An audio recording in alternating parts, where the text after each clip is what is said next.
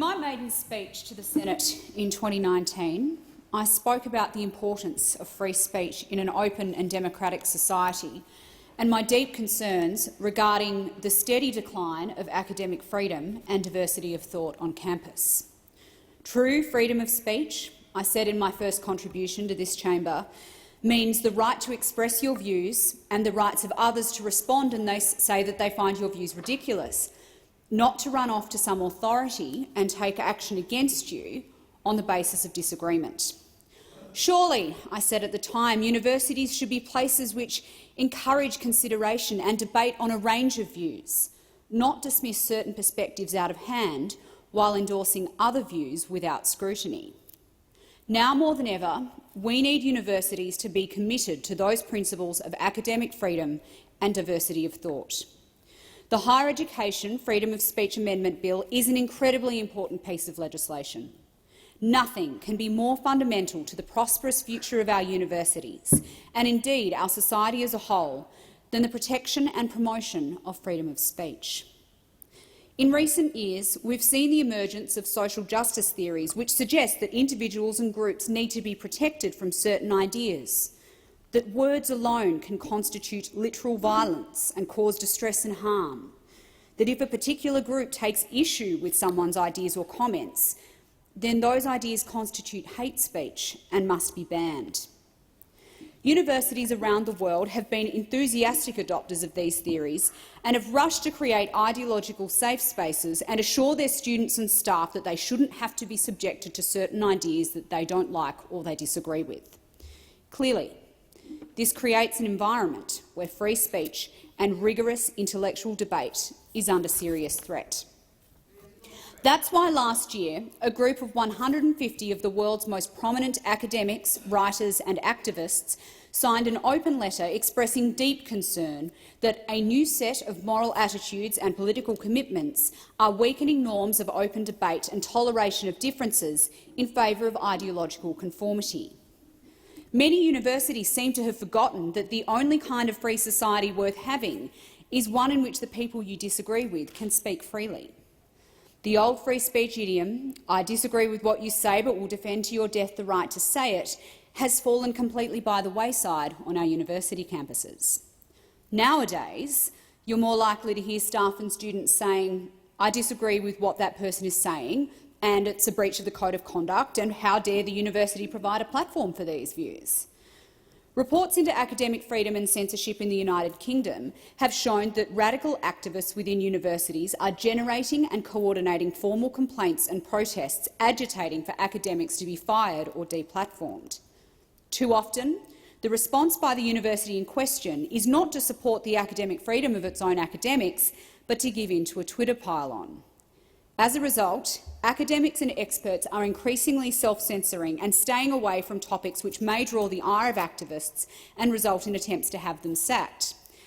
That is a hugely concerning and anti-intellectual trend which must be arrested. Conspiring to have an academic fired or make it impossible for them to give a public speech or presentation are not the actions of people who support free speech. Criticise all you want.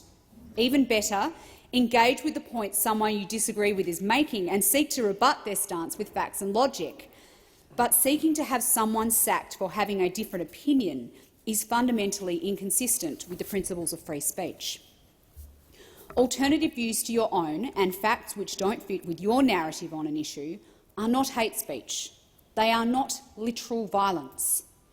Clearly, if you are not exposed to ideas you don't agree with or that you find challenging, you're not receiving the rigorous kind of tertiary education that university is supposed to provide.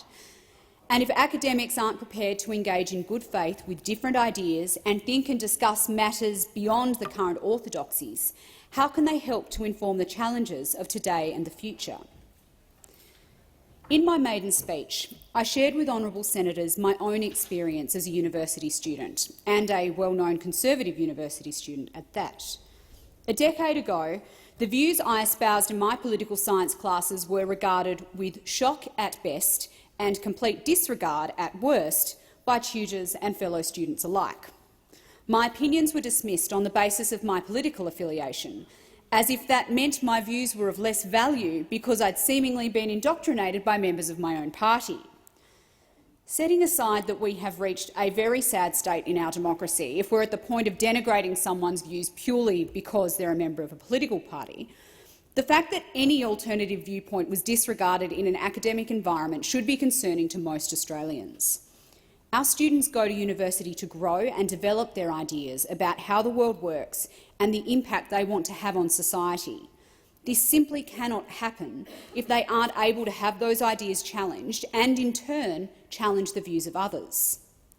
As I said in my maiden speech, I found my experience as a Conservative on university campus as one that was intellectually galvanising and only strengthened my political convictions.